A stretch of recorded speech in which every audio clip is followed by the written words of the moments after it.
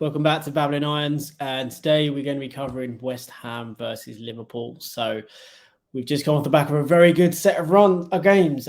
We won our last one 4-0. We're now heading into the game against Liverpool, who got through their last one against Nottingham Forest 3-2. We now play them at the London Stadium, looking to potentially all but secure our position in the Premier League if we can get a win. Can we do it? That's a very good question. Let's hope we can, and we'll kind of break down in this video maybe some areas in which we can maybe look to exploit or attack Liverpool in the upcoming game.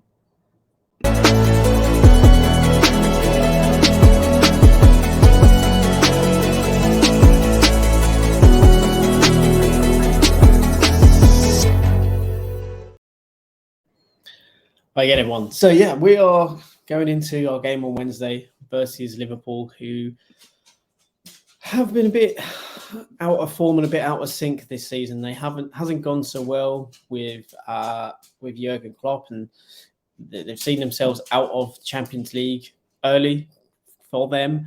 Not looking like they're going to win any kind of trophy whatsoever, and currently languishing in 7th position. So it's been a really interesting season for Liverpool, one in which they've really struggled, and one of the players in particular struggled in Trent Alexander-Arnold, who in recent games has really started to turn his game around. But that's because there's been a change in dynamic as to how to Liverpool play, which we'll go into as well. So it's going to be an interesting game. It's two teams that have probably performed vastly below expectations.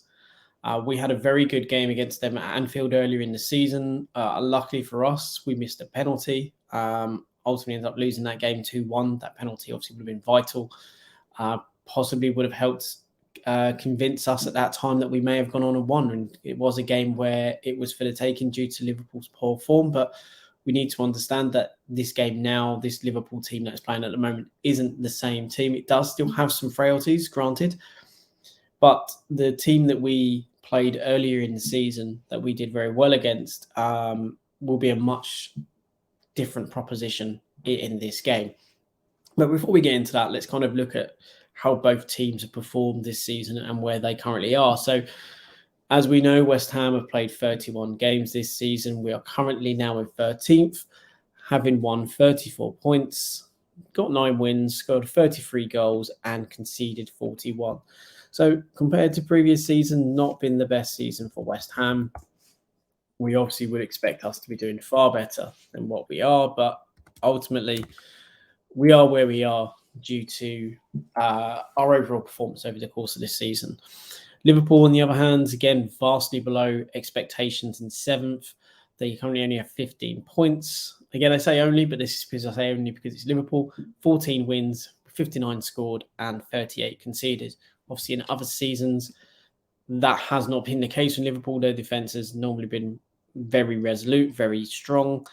But to be at 38 goals this season does mark them quite drastically different to previous years. Obviously, just shows how we've been considered to have a fairly decent defence in most games.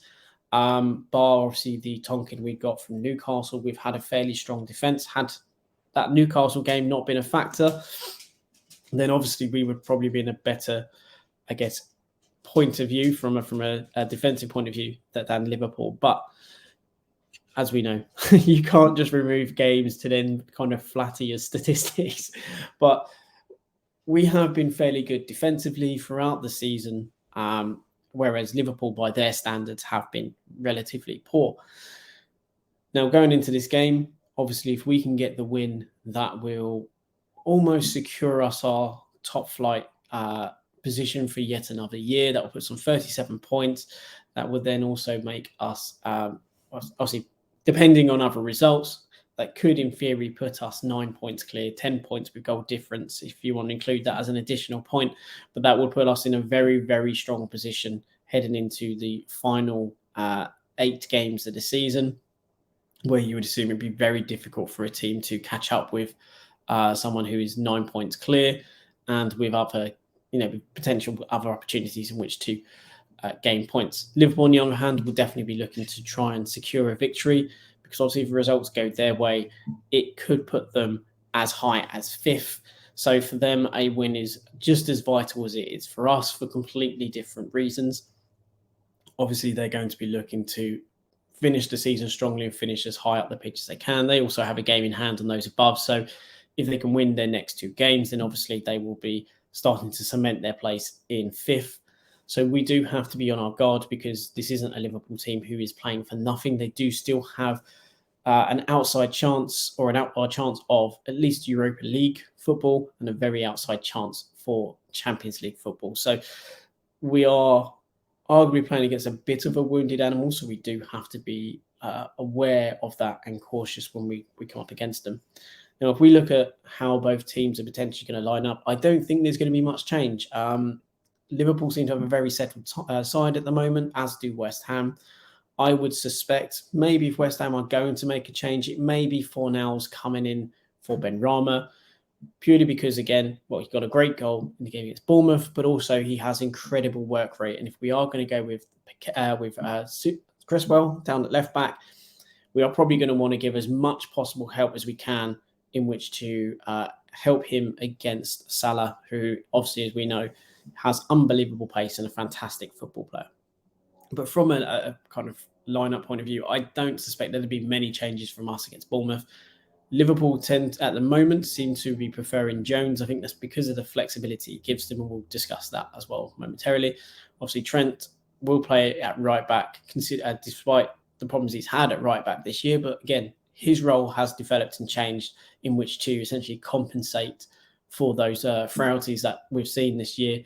Then up top, again, it's a lot of pace, a lot of good movement in Jota, Gakpo, and Salah. So it's going to be a really interesting game. I'm not sure whether they will rotate. If they do, obviously we could see Darwin Nunez come in up top in place of Gakpo, and maybe Luis Diaz coming in at left side in ahead of Jota. And again, in midfield, maybe at a push, you would see maybe Alcantara, Thiago, depending on how you wanted to name him, coming in maybe over Jones. But I think with the way Liverpool are playing at the moment, Jones suits them more in that inside left midfield channel than Alcantara actually does currently. Now, we've talked about Liverpool's shape has changed in recent weeks. One of those changes has been the utilisation of Trent, and we'll kind of go into actually how Liverpool are kind of spreading themselves out and how they're kind of positioning in games. And this was against Leeds very early in the game, but this was consistently happening throughout. Now, Liverpool are very fluid in how they move into this. So Trent will consistently move from his right back position into essentially a midfield too. So he'll go into a double pivot with Fabinho. So they will be the anchor points within Liverpool's midfield in which to try and receive the ball in between the kind of the first press and then obviously midfield line, and then look to then be trying to play those defence splitting passes and so on. They'll also kind of alternate that into a 2 in the back with maybe Robinson pushing up a bit higher as well, and kind of making a bit of a 3-man midfield with him maybe a slightly bit on the inside left. And the reason being is because what will happen is, as you can see in this picture, we'll tend to see that Liverpool will keep their front 5 very, very tightly together. So Jones, instead of moving forward into more maybe an inside kind of forward position, he will move out to the wide left. This will allow Jota to move centrally and to come inside. Gakpo will play as obviously the focal point, with Henderson pushing up and then Salah remaining wide right in which to keep the width. Now, you will see at times Salah will come inside, which will then obviously mean that Henderson will move out to there, or Henderson will sit in what we'd call traditionally a right back position when they're in possession, high up on the flank, so that, again, they can kind of rotate and bring Trent Alexander inside. And obviously the way that they utilise this is obviously by placing Jones on the side. They can also give width. That also means that they can allow for them to kind of transition better from a defensive point of view, to kind of get a kind of a block defence with Konate, Van Dijk, Fabinho and Trent in a kind of a block in midfield and defence, have that block defence to kind of defend that kind of central area. So then Robertson can actually push up on the left-hand side to give overlapping options for Curtis Jones as he maybe drifts inside to kind of drop a little bit deeper and to provide that kind of passing option. So we do have to be aware that Liverpool will throw men forward. They will most times and more often than not have 5 players in and around our area. So we will have to be compact to manage that threat. Now, obviously, Leeds played with a back 4. And they did quite well in this game for at least about the first half. They were quite fairly decent for a majority of the first half before then Liverpool scored. And then it was far more difficult. As they kind of came out and tried to play a high line, Liverpool then just picked them off at will. Now, as I said, they will look to go into maybe this 2 with a kind of 5 in midfield, 4 midfield, and then obviously then look to have another 4 in the front line. This is again is in kind of slow build up. Again, it's early in the game, but this was the kind of type of things that we will see happen very often with Liverpool when we play them, in that they will, as I say, what they used to do was very much this kind of style where both their fullbacks will be pushed really high in which to receive the ball. Now, obviously, what they've done now is they've inverted Trent Alexander-Arnold. So it's actually, we'll see Henderson maybe moving out into this position, or in some cases in this game, we actually saw Salah dropping a little bit deeper in that right-hand side, maintaining that width, with Henderson then coming into the inside channel. But the way that Nottingham Forest played, they actually made it very difficult and meant that Henderson actually had to drop out of that front line and actually drop into this more deeper position and come out to what would arguably be a fundamental right-back position traditionally. And as I say, much like with Arsenal, there's really good fluidity in how they move from, say, a back 4, from their 4-3-3 into this 3-2-5 formation or into this 2-4-4 formation. There's great fluidity and understanding of their roles, and obviously how then to utilise the players in these roles in which to maximise their output offensively. And obviously in the last couple of games, they put 6 past Leeds, and they've obviously put 3 past Nottingham Forest. Nottingham Forest, though,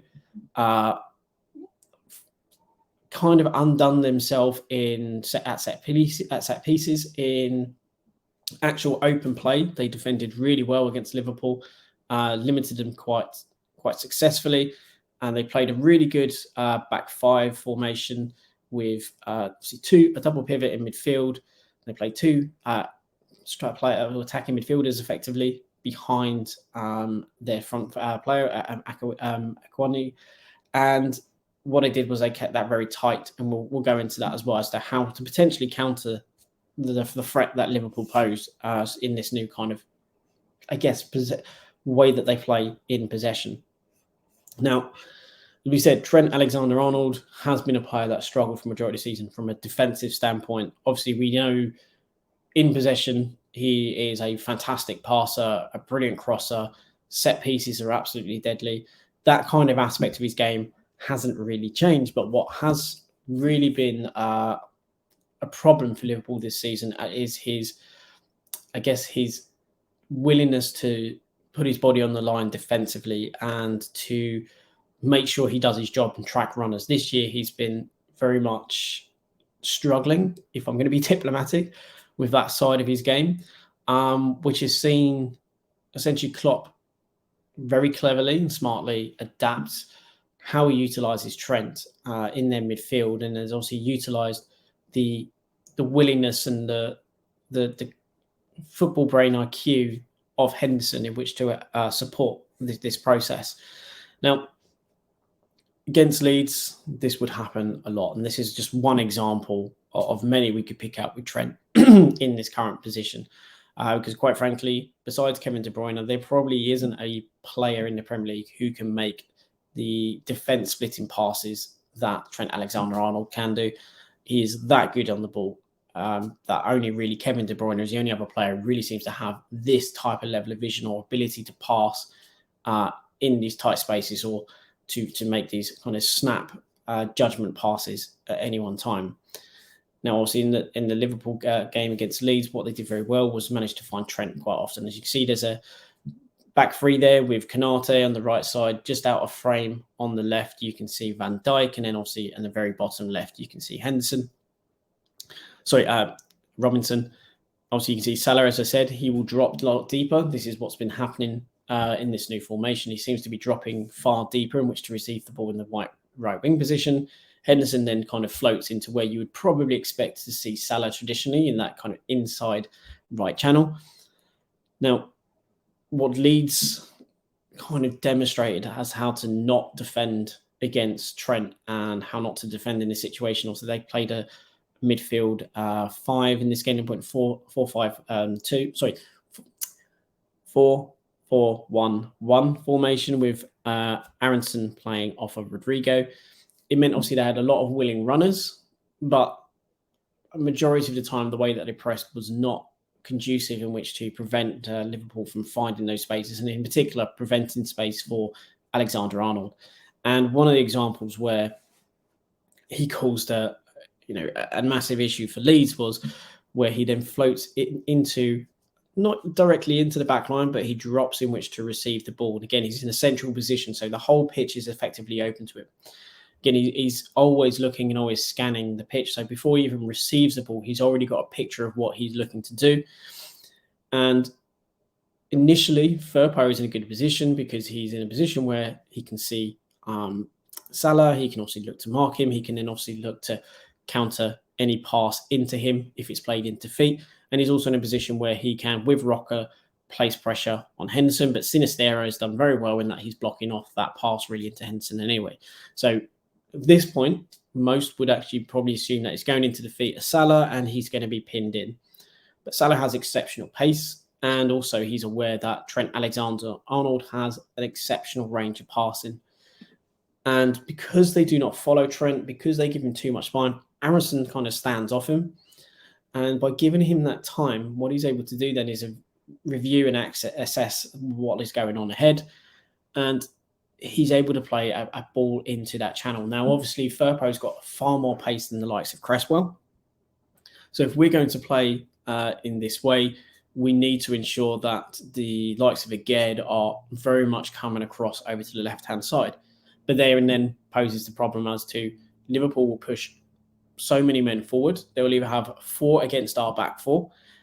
And that's even before you consider that, say, Salah's dropped and is now going to sprint. So it puts a huge burden on our left side of defence, as well as maybe our left side of midfield as well, which is likely to be either Rice or Paqueta. Now, as I say, Trent also has the vision. He's able to view down the pitch. You can see he has a pass on to Salah and makes a superb pass into that channel. Obviously, as we said here, obviously we have Salah on that side. You also have just Henderson just inside him. So Henderson, obviously, again, good football IQ, holds his space at first and then gets up to play as Salah gets down the wing. Now, as Salah gets into position, he slows pace down, he draws in Firpo, and then he gets to a point where he has Henderson in a very good position. He's able to put in a very good cross, and obviously they have Cody Gakpo in the centre. Now, whilst Gakpo isn't renowned for his heading ability, he is still 6 foot plus. I think he's about 6'2", 6'3". So he's still a threat aerially. So we need to be aware of that. But also, by doing this, obviously Leeds then move across. Jota, again, is dropping at that back post. Curtis Jones is also then drifted out from that left-hand side into a position where, again, he can maybe affect the ball centrally. So if the ball comes to the penalty spot, he then is in a position in which to move out, in which to obviously strike the ball, because McKennie isn't aware of what's happening. Harrison is too far behind the play. So there are potential gaps. And obviously, as we say, Jota, again, has a good view of what's happening. Christensen is looking round, but he is directly on his by his shoulder, so he can't really see where Jota is. Again, this is something we're going to need to be aware of, is those far post runs of Jota and how he will then he'll smartly look to come inside off the wing in that 4-3-3 formation, and Curtis Jones as well. When the ball is in that kind of position, when Jota is where he's positioned, he's going to look to maybe drift a bit more central to try and get in on the edge of the area for any kind of knockdowns and kind of cutbacks. Now, Gakpo doesn't really make much of a connection. As I say, look where Jones is able to get is past McKennie. So if the ball was to come to his feet, he's in a very good position. And Jota, completely unmarked at the far post. No one is in a position in which to stop to kind of get to him because of his run and his movement is very good. So we are going to have to be consistently aware of Jota and his movement, because he will consistently be looking to pull off the back of Soufal and to be in these areas where he can maybe have a tap in at the far post, or to kind of, again, retrieve any lost ball or any kind of overhit cross and so on to keep the player alive. So we're going to have to consistently have eyes in the back of our head when it comes to that Liverpool front line. Now, Gakpo manages to get something on it, but he's pressured really well by the defender. I believe it's actually Koch as opposed to Stringnick. And when the ball comes out to Jota, he gets a shot off. It's kind of slightly behind him. So Robin, he tried to get it across goal, but it's kind of behind, and it ends up kind of not having as much sting in the shot as it could do, which allowed Meslier to get onto it. But as I say, that's the prime example of the types of ways in which they're going to utilise Trent Alexander-Arnold. If you give him any kind of space, he does have that ability, more so than the likes of Fabinho, more so than the likes of Henderson, in which to make those passes. His passing is very much how you would what you attribute to, say, like the likes of Thiago. But I think his range of passing is far broader. He also has a bit more pace. And he is going to use some of his defensive acumen in which to press quickly. So what we need to be cautious of is the way that Liverpool will press us, and they will look to kind of counter press very quickly. As we all know, the Gangan press style is about that counter pressing, not allowing the opposition any kind of time or space on the ball. Now, much as we said with Arsenal, it's a great strength. It can also be a bit of a weakness, because if you can beat that first line or even that second press, all of a sudden you're against their defence. And when we talk around what that kind of means, if we also go back to, for instance, this one here, if you were able to counter press when Liverpool are in this type of formation, all of a sudden you have two centre-backs who you could potentially isolate. You'll have bounds a space in that right-hand side. Robinson is tending to sit a little bit deeper now because he's trying to go into that kind of back three formation. But again, it does mean that you're going to have ample space in that right-hand channel. Now, we've talked about potential play for Niles over Ben Rama, but again, it's probably a good case again for maybe playing Maxwell Cornet, because if you have the opportunity in which to attack that space with incredible pace, you are going to put Liverpool under a lot of pressure. Konate is obviously a very strong, mobile centre-back, but he's not blessed with blistering pace. And if you can get someone like Cornet in there and you've got Antonio, you're going to cause them problems. Again, Paqueta has decent feet. Again, so if you can get those three in those positions in that right-hand side and start to get them to kind of create those triangles, we can really look to exploit the space that Liverpool will leave in that channel. And Konate is a very good defender. But again, if you time it right, you get the right players in that position, you can then obviously counter it. And having, say, Cornet could be an incredible asset within here. The other option, obviously, if we have Fornals, is then that we look to try and draw them over into that side and then hit quick diagonals for Bowen coming in off the shoulder of Van Dijk, in between him and Robinson. So there are some ways in which we can look to exploit them and use their great strength against them. Now, what was very interesting to watch was Nottingham Forest and how they really nullified the ability for Trent to get on the ball as often as possible. And one of the things that they did really well was, because they played essentially a front three, with one of those front three being Danilo, who primarily has been is more of a centre midfielder, defensive midfielder, box-to-box kind of player during his time in Brazil, meant they had a player who's very capable of pressing and defending. And they kept very compact. They had this very tight triangle all of the time. And that was essentially in which to allow their number 9 in which to pressure between Konate and Van Dijk. Obviously, the Danilo and Gibbs-White would then obviously move from right to left, in which to obviously to move with the ball. But primarily what they were looking to do was to restrict the space in which they had in which to play into Trent and Fabinho. essentially what it was looking to do was to filter Liverpool into wide positions. So again, the double man pivot would be then again marking that central space, looking to kind of shift from side to side as well, and not fundamentally asking Liverpool to switch the ball wide into the left channel or wide into the right channel. And the reason being is because they were confident that if there were any deliveries into the area, they could defend them. And again, this was something that we probably should look to do as well, inverting Bowen potentially, or either Fornals, and bringing him really tight in, and then also utilising someone, say, like Paqueta. But essentially, we need a player who's going to be man-marking Trent, and then another player to push up on onto Fabinho.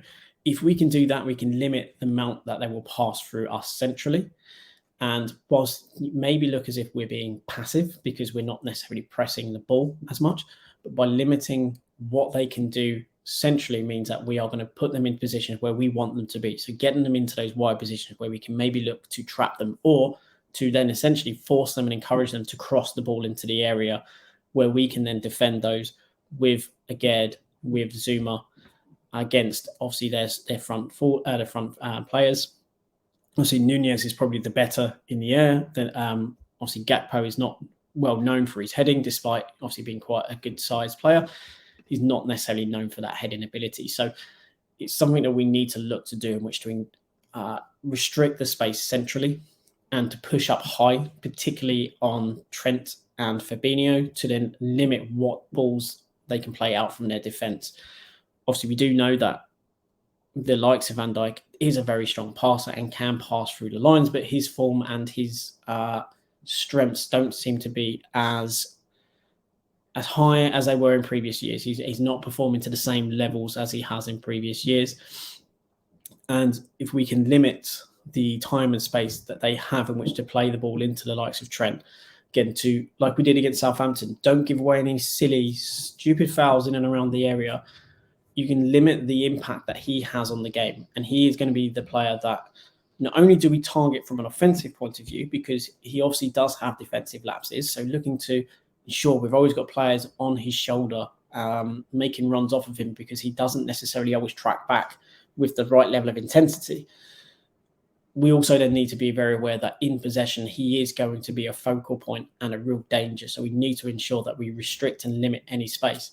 And using, say, Paqueta is probably the best option. I think Souček would be very good to sit alongside Declan Rice in a much deeper role, to then obviously mop up any kind of maybe direct passes, to obviously manage anything that comes into the area, and also then to obviously restrict that central space and look to, with Rice, to press and to try and win the ball. And obviously Paqueta in that position higher up does mean that we have a player who is comfortable in holding possession, can retain possession, and also has that ability to make a defence splitting pass.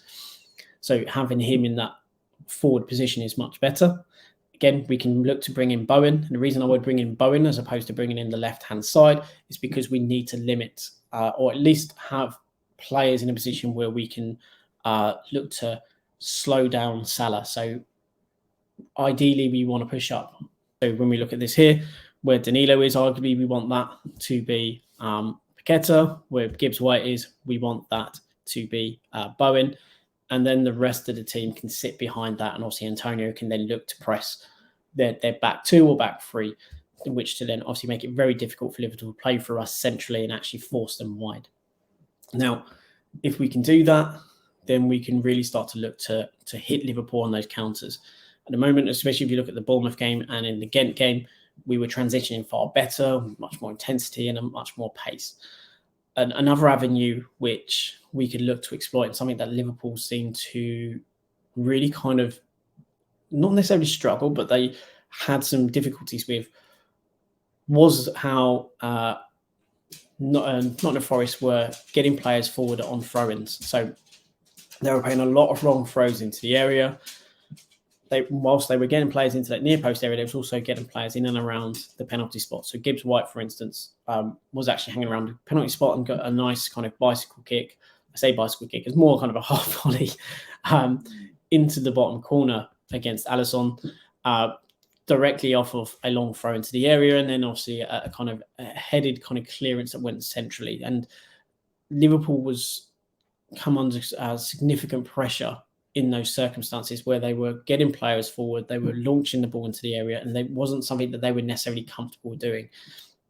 And we've seen in recent weeks that the way that Soufal has been utilising the long throw has been something that has caused defensive problems. And now I think if we can do the same, but also we need to be then adventurous in putting players like Rice, Paqueta, and so on the edge of the area, and essentially waiting for those knockdowns, having maybe, depending on which side, the likes of Bowen then around the penalty area, and maybe bringing up one of our centre-backs along with Antonio at that near post to challenge for the ball, with Souček as well.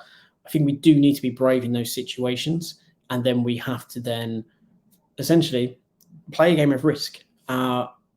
There's no need for us to go into this game with any real kind of trepidation, in the sense of that we are in a relegation fight. The game against Bournemouth allows us to play with that little element of risk. So sometimes taking those chances is something that we need to do. We've often paid far too much respect to the likes of Liverpool. Obviously, we did beat them last season with obviously a fantastic header from Zuma. We scored a great goal in transition with Fornals as well. We rode our luck in that game, but you will against a team like Liverpool because of their front players. So I definitely think that we do have to have or play an element of risk and look to at, say, the likes of set pieces, at whether that be long throws or throws, and whether that be corners. We do need to get players forward. What I would like to see is, because Liverpool have been a good threat at set pieces themselves, is a way in which to counter that is to put one or two players on the halfway line. Don't allow them to put as many players forward. It's something we saw Leicester do to us a few years back when we were really in our groove when it came to set pieces. I think it was just after lockdown. They put 3 players on the halfway line. But doing 3 players on the halfway line, that meant that either we had the decision of either we go to 3 players to man mark and 1 sitting just in front, or we even put 5 players back on which to defend it. It baffles me that in football it's not done enough. Ghent did this to us to limit our effectiveness at set piece. And now I know we scored from a set piece, but we scored from one of the set pieces that was close to almost just on the edge of the area on the right-hand side. So we were able to get players literally on the 6-yard line, if not directly on the goalkeeper, which made, again, any kind of deflection or header a good opportunity. And Liverpool, 2 of their goals came from set pieces against Nottingham Forest by fantastic quality and obviously movement. But again, the more we can limit the players that they have in our area, the better. And one of the things that I would potentially look to do to counter that is to maybe put 1 or 2 players on the halfway line and 1 sitting in the middle of the pitch. Again, it's an element of risk because you are putting less players in your box to defend. But if you trust your players enough, such as the likes of Souček, Zuma, Declan Rice, Aged, and so on, to defend as you would expect in a man marking position or in the zonal kind of role, then you can then ask the likes of Bowen, Paqueta, or even one of your defenders you can put up there if you don't know, maybe like a Cresswell or something in the middle of the pitch, and then put Bowen and Benrahma on the halfway line, just to then get to the point where you are forcing Liverpool to think about how many players they play forward, and again giving you that opportunity from a counter attacking point of view to really kind of go for the game and go for the jugular. It really shows some kind of spirit, I think. Now, it's going to be a tricky game. Liverpool, regardless of their form, they have some incredible individual talent, so we are going to have to remain switched on throughout the game. But if we play the game as we have in the last few weeks, if we look to limit those central spaces for the likes of Trent Alexander-Arnold, we can then limit the influence of certain players and limit their impact potentially, because they will have to come deeper. They will have to try and do more individually if we can take out 1 or 2 players. Trent Alexander-Arnold, for me, is going to be the main player we need to concentrate on. Obviously, Salah, we all know about Salah. He's incredibly dangerous. We need to be aware of him. Jota, his movement in that side, again, is going to be something we're really going to have to deal with. But fortunately, we've seen a resurgence in Sufar in recent weeks, which gives me more confidence. But we've talked about in the last few weeks, the thing that is probably the biggest concern with me for us defensively is our lack of communication or our communication issues. So we do need to be constantly vocal, constantly making each other aware of players off the back of each other. None of this is not my player, or I'm not going to follow that run. Players need to be taking responsibility. If we see danger, you have to act, whether that be by communicating to your teammate or whether that be taking the action yourself in which to get in there and dropping maybe into the back line in which to make that, that block, that header away, that presence in which to make it more difficult. From another side of it, we do have the tools in which to hurt Liverpool. We've seen it in the past. Antonio tends to do quite well against Liverpool. Bowen in recent years has been very good against Liverpool and has kind of put Robinson through the ringer in a couple of occasions. Again, Souček is always going to be a threat from set pieces if we can get the delivery right. Fornals tends to do quite well against Liverpool. He tends to score fairly often against them as well. So we have players that do tend to step up well against them and seem to find ways against Liverpool to make an impact. It's going to be a tricky game. I'm not necessarily as confident as I was in the Bournemouth one, but I do think we could possibly get a draw out of this if we play the right game in midfield. That is where the game is going to be won and lost, in that midfield. If we can limit the impact on Trent in that midfield position, I think then we have a very good chance. I'm going to go for a 2-2. I do think there's potentially goals in it from either side. Liverpool will probably nick it. It'll probably be like a 1-0. But I do think that we have a chance. But we're going to have to play an exceptionally good game defensively. And then when we get a chance, we're going to have to be clinical. And if we get chances like we did against Liverpool at Anfield, if we don't take them like we did then, we'll walk away from the game thinking of what might have been. So we need to be very clinical when we get the opportunities, when we get those chances. And if we do, there's every chance with how Liverpool's season has been going, how their form is, that we could potentially nick it. And this is the one time where I kind of agree with that Moyes comment of, well, we nick a goal or we nick a win. I'd be happy if we nick a win, obviously, because I think that does secure us our safety in the Premier League without any doubt. But it's going to be a game of maybe some nerves, some tension. Concentration levels are going to be very high. And if we play as we have, one thing is for sure, the crowd will be behind those players from the first minute to the last minute, cheering them on. So let's hope that is the case. Let's hope that we go out there with a positive mindset. We're not looking just to put 11 men behind the ball and kind of sit back and try and play counter-attack football. Let's hope that we try and take the game to them within reason. And let's hope that we see a positive game plan, one where we're actually actively looking to potentially win a game rather than to not lose the game. So with that in mind, as I say, I think it'd be a score draw, probably, potentially 2-2, because Liverpool do tend to concede at the moment. We look good when we go forward and we look like we can score. So I'm going to go for a score draw. I hope and I pray that we nick the win and secure our place in the Premier League.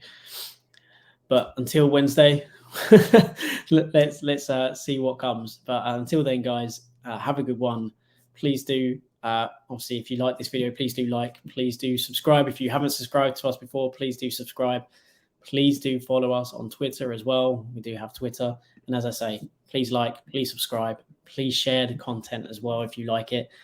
And let's hope we get the 3 points that sees us secure our safety for yet another season. And we can then put all of our attention into Europa Conference and get through to the final. But until then, guys, come on, you Irons.